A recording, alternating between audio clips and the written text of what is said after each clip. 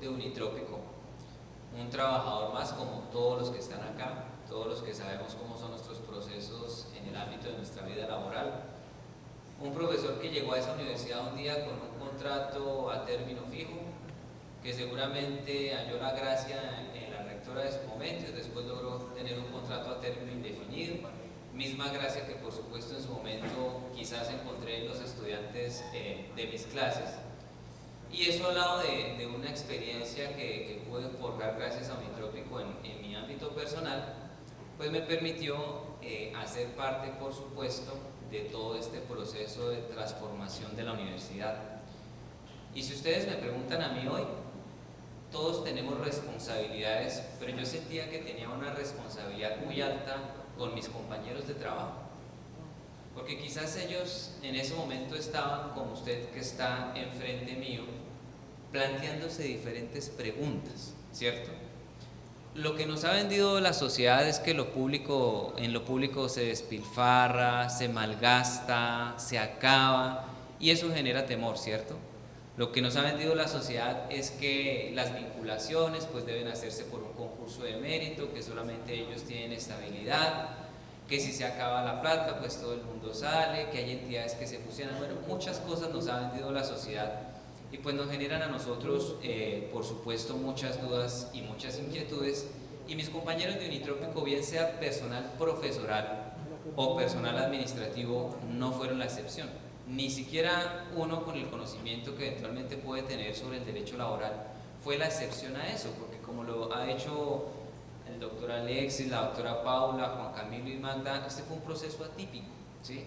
No hay un libro, escúcheme bien, no hay un libro en el derecho que le diga a usted cómo laboralmente articular estas situaciones. Entonces, pues el desafío, insisto, cada día era más grande y más apremiante y con una responsabilidad, y es responder a las expectativas que cada uno de mis compañeros trabajadores tenía, y por supuesto a toda una comunidad universitaria. Empezamos a trabajar con el doctor Alexis. Yo recuerdo nuestras primeras conversaciones, él me llamaba, él muy inquieto en la norma me preguntaba, bueno, pero aquí qué pasaría, incluso discusiones desde el ámbito de la competencia del derecho para solucionar conflictos jurídicos en virtud de la transformación y en virtud de que ya no se iba a aplicar el derecho laboral privado, sino el derecho laboral público. Entonces miren cómo el tema va más allá de eso. Gracias a Dios la experiencia que tengo también me ha implicado que sea asesor de algunas organizaciones sindicales, y entonces eso me permite conocer los dos lados de la cara de la moneda.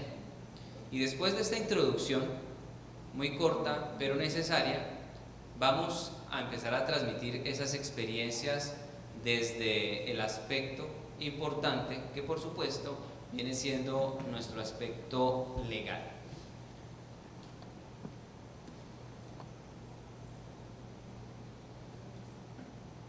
Espérenme a ver qué estoy haciendo. ¿Dónde voy? Ayúdame. A los primeros dibujitos. Vamos allá. Listo. Entonces voy a ponerme de pie para estar más cómodo y poder ver también allá. ¿Cuáles eran los efectos que esto iba a generar? Y que es eventualmente lo que puede pasar acá si ustedes pues obviamente acogen la propuesta. Nosotros no venimos a venirles, o por lo menos personalmente no les estoy vendiendo un producto, les estoy contando una experiencia. Quiero ser muy claro en eso. Ayer sí nos reunimos con el rector para conocerlos, pero nosotros sabíamos que veníamos a contar esa experiencia. ¿Es así? Definitivamente el cambio de naturaleza, carácter académico, requería una transformación, y en virtud de esa transformación habría que garantizar, insisto, derechos y expectativas legítimas. ¿Cómo garantizar esos derechos y expectativas legítimas? Creando inicialmente algo que nosotros llamamos un régimen de transición. Ese régimen de transición, ¿qué es lo que buscaba? Y puedo decir hoy con orgullo, fue lo que se logró. Garantizar el cumplimiento de los derechos, deberes y obligaciones que tenía Unitrópico como institución privada, con profesores y personal administrativo, ya con Unitrópico como una universidad pública. En ese sentido, se analizaron diferentes situaciones, como por ejemplo, ¿qué pasaría si la universidad para el momento de la transformación tenía obligaciones pendientes con los funcionarios? Como por ejemplo, ¿cómo se va a consolidar el nuevo régimen laboral que va a regir esas relaciones? Posibilidad de tener mejoras laborales. ¿Cómo vamos a definir el tema de salarios? ¿Cuál es la regla que vamos a seguir? Y acá desde ya debo decir, una cosa es el personal profesoral, otra cosa por supuesto es el personal administrativo. Y finalmente, en torno a eso, pues hicimos referencia a las disposiciones legales que por supuesto rigen estos aspectos salariales para profesores, decreto 1279 del año 2002, y para el sector administrativo, para nuestros funcionarios administrativos, el decreto nacional 961 del año 2021. Continúa. De esa época, por supuesto. Como no habían figuras, y les decía, no había un libro escrito que nos dijera cómo hacerlo, haciendo una verificación, y los que han estudiado la materia del derecho laboral, si de pronto acá hay alguien sabe que estoy hablando de una figura muy conocida, que es la sustitución patronal. Esa figura en el derecho laboral se creó cuando por alguna situación un empleado se veía sometido al cambio de su empleador. Es decir, la sustitución patronal es el cambio de un empleador por otro, y lo que busca desarrollar esa sustitución patronal es que los contratos de trabajo no se extingan, no se suspendan y no se modifiquen, que era lo que nosotros teníamos que garantizarle a los funcionarios de la universidad, pero también a los estudiantes, porque nosotros no podíamos darnos el lujo de cesar en nuestras actividades porque hubiéramos paralizado, por supuesto, nuestro proceso misional, que es la actividad académica. Haciendo un análisis de la figura dijimos, bueno, pues puede que eventualmente Unitrópico siga siendo Unitrópico, pero realmente si nosotros lo vemos desde el enfoque del cambio de régimen, sí hay un cambio por la naturaleza jurídica, y por eso en asimilación, porque fue la palabra que usamos con el doctor Alexis y mis compañeros que están acá en la mesa. En asimilación dijimos, pues es una figura que se acomoda a la situación que vamos a tener y garantiza, insisto, que no se van a terminar los contratos de trabajo, ¿cierto? Que eventualmente no se van a suspender porque no voy a tener parálisis de actividades, y que eventualmente no voy a hacer modificaciones que por supuesto no vayan en contra de las reglas del derecho laboral en el sector público. La figura la usamos, la manejamos, la implementamos, y nuestros anaqueles jurídicos dan fe de eso.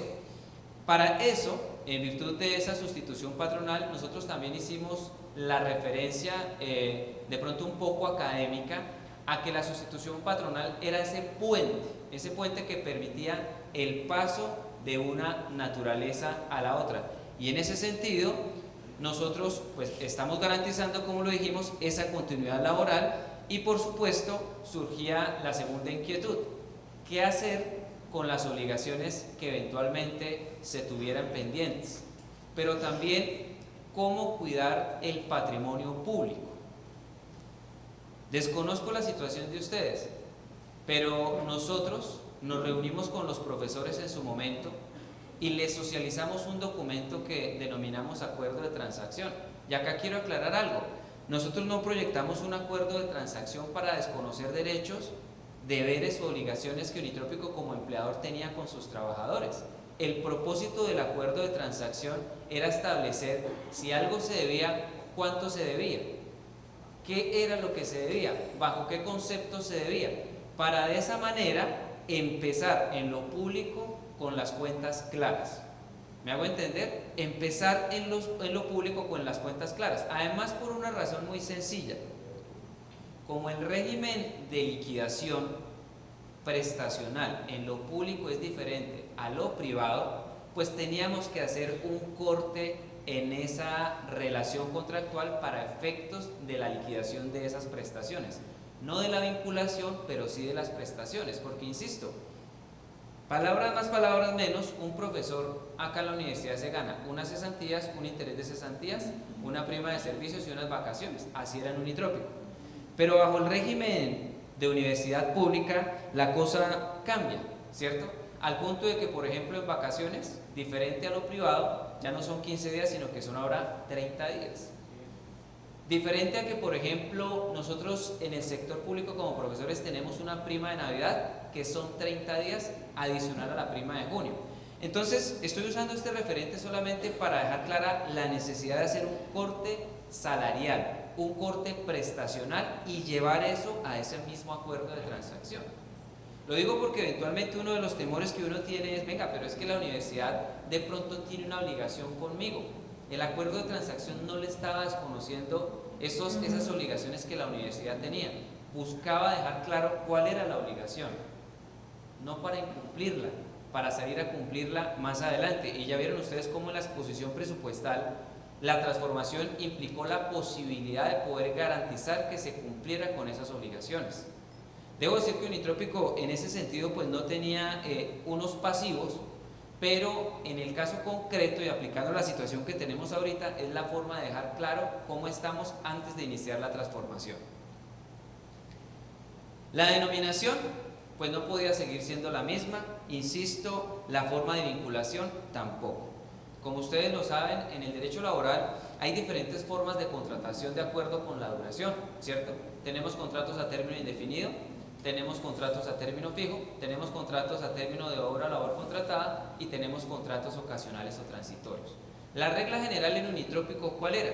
Que las personas, bien fueran profesores o personal administrativo, o estaba bajo la figura de contrato de trabajo a término indefinido o estaba bajo la figura de contrato de trabajo a término fijo. Lo mismo, insisto, personal administrativo y personal profesoral. Como la denominación cambia como consecuencia de la transformación, lo que nosotros obviamente planteamos inicialmente para el caso de los profesores fue una figura que denominamos profesor transitorio. Que esa cuestión realmente al comienzo de la vida de los trabajadores como empleados nos costó un poco, porque cuando uno iba al banco y le decía entrégame su certificación laboral, son como anécdotas. Claro, ¿y usted qué contrato tiene? Profesor transitorio. Miren, nadie salvo uno sabía lo que era eso. Y a la postre, finalmente después de que llega un concepto que se tramita a través del ministerio, ¿fue el Ministerio de Educación o el Ministerio de...? Exacto. Nosotros le planteamos al Ministerio de Educación la necesidad de que a través de ellos se plantearan unas inquietudes a la Sala de Consulta de Servicio Civil del Consejo de Estado. Producto de esa gestión que hizo el Ministerio de Educación, en diciembre del año 2021 llegó la respuesta a ese concepto y en ese concepto se estableció que los profesores, como el personal administrativo, para garantizar la prestación del servicio y en los casos de fueros de estabilidad laboral, tenían que ser vinculados en provisionalidad. Entonces, esa denominación inicial que nosotros tuvimos como profesores transitorios se cambió a profesores en provisionalidad. Y lo que hicimos con nuestros compañeros, personal administrativo, fue vincularlos directamente en provisionalidad. Pero quiero decir algo acá.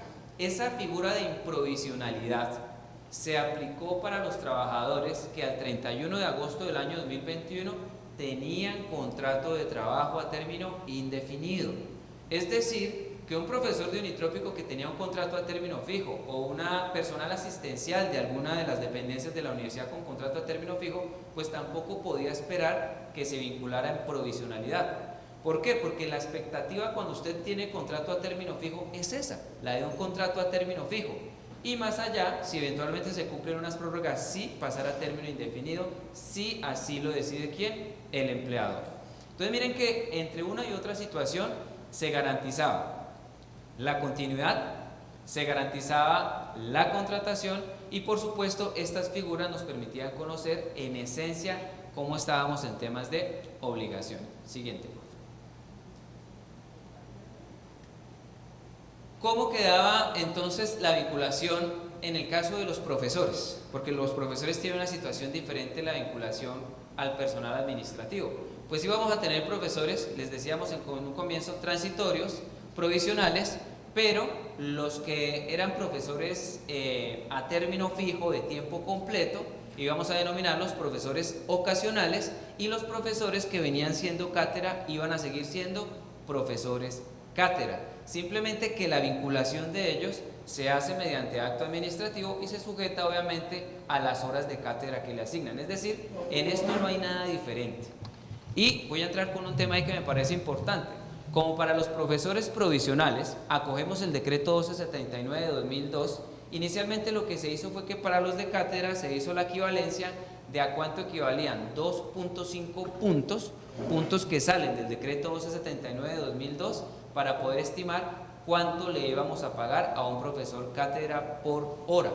Lo mismo hicimos con los profesores a término fijo, es decir, esos profesores ocasionales a tiempo completo.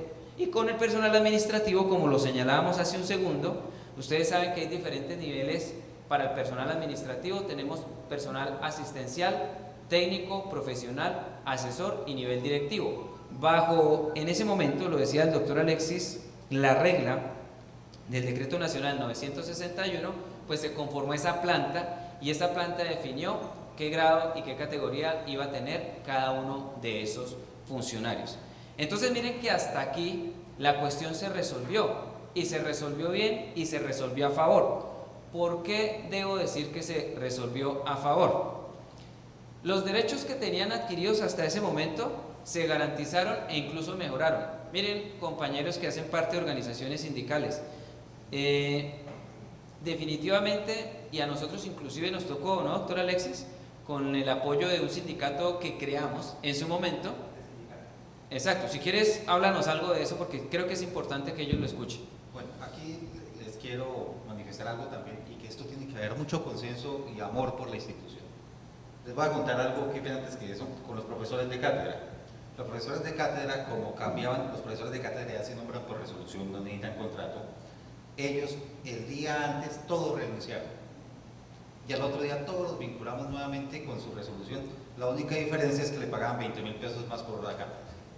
Entonces todos, y otra cosa que hay que resaltar es que el profesor, sea de cátedra, tiene las mismas prestaciones sociales que tiene un profesor de carrera. Entonces eso también se le reconoce. Es una gran diferencia que tienen, por ejemplo, de entrada. Les doy un ejemplo pequeño con ellos.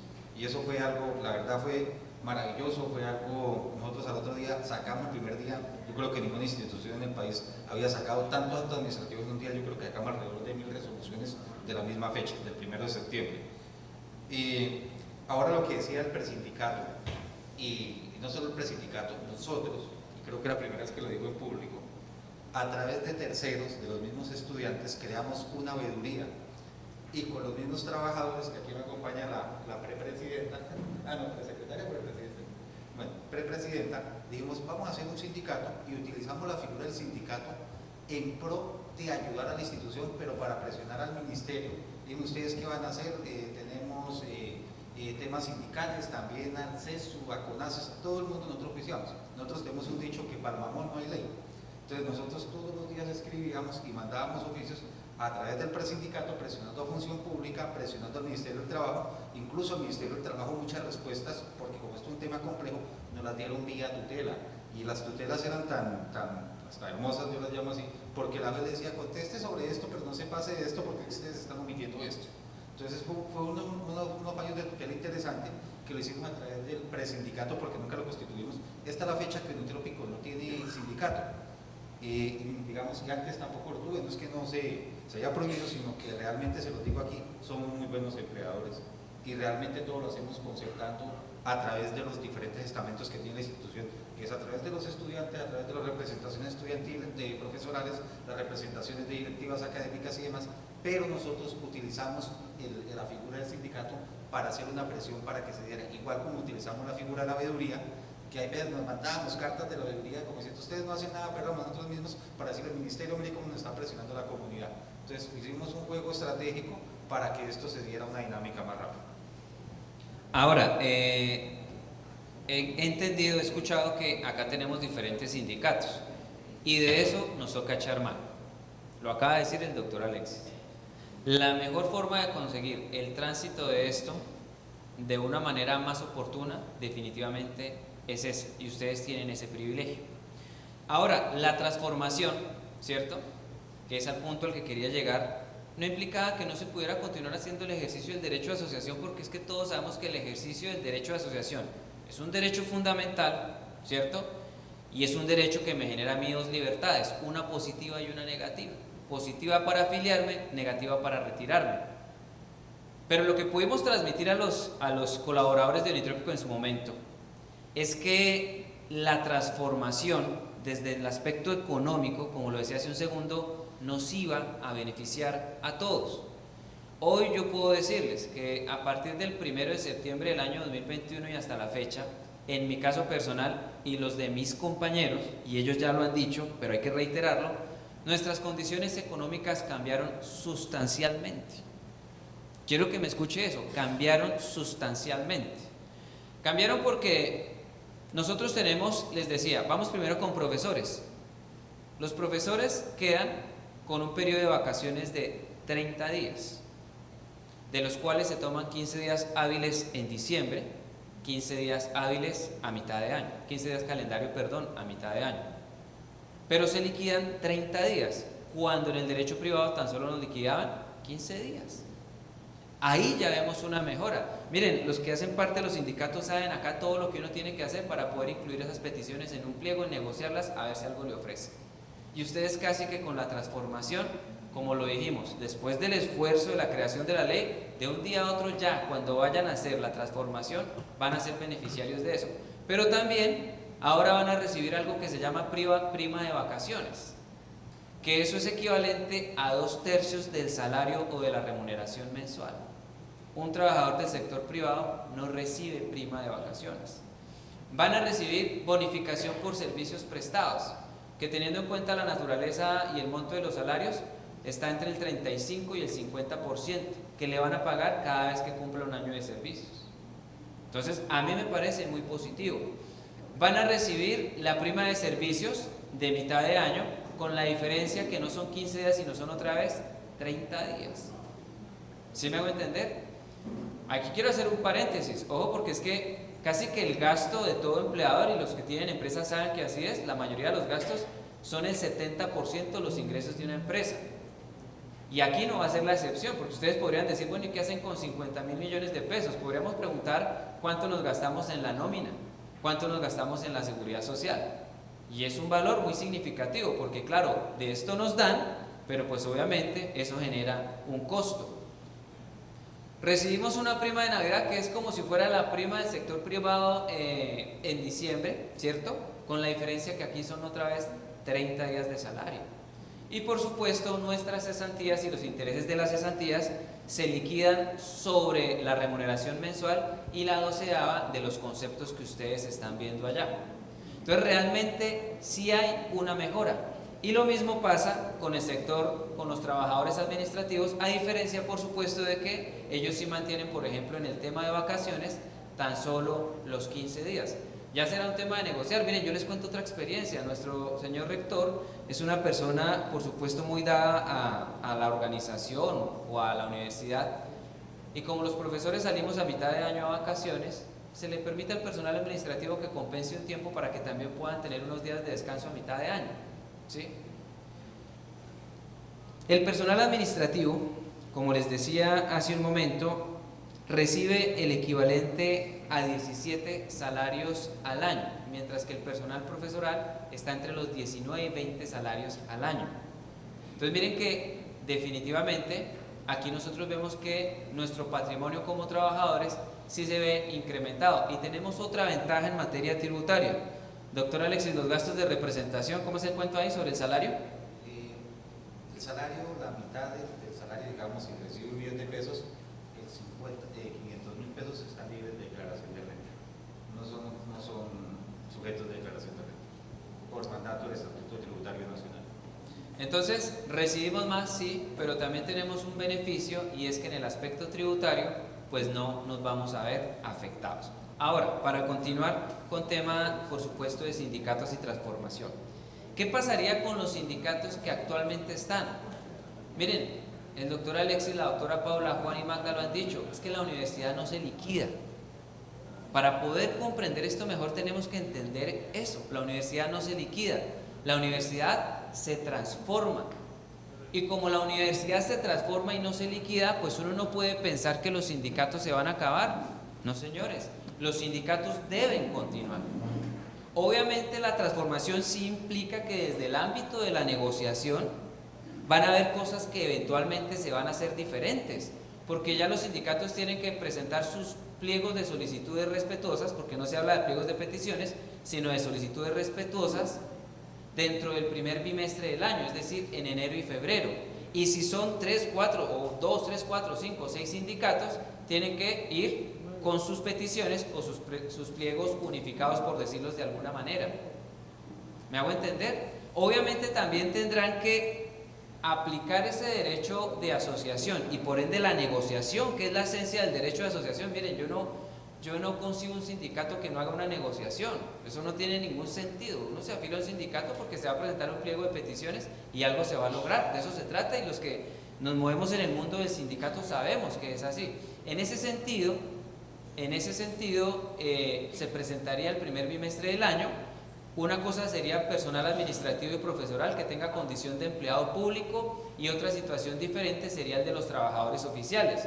Trabajadores oficiales, que son quienes, aquellos que se dedican al sostenimiento y mantenimiento de obras públicas. Entonces ahí podremos incluir, por ejemplo, a vigilantes, podemos incluir a aseo. Ellos se van con negociación bajo las reglas tradicionales del Código Sustantivo del Trabajo como tal cual lo vienen realizando. Por ahí hay cosas que dicen que uno no comparte, ¿no? Por ejemplo, dicen, pero es que en lo público ya los sindicatos no vamos a poder mejorar, negociar condiciones salariales o mejora. No es así del todo, porque eso se ajusta, de acuerdo a lo que dicen los mismos decretos, a las condiciones presupuestales. Entonces yo considero importante hablarles de esto porque, insisto, a veces se tergiversa la información.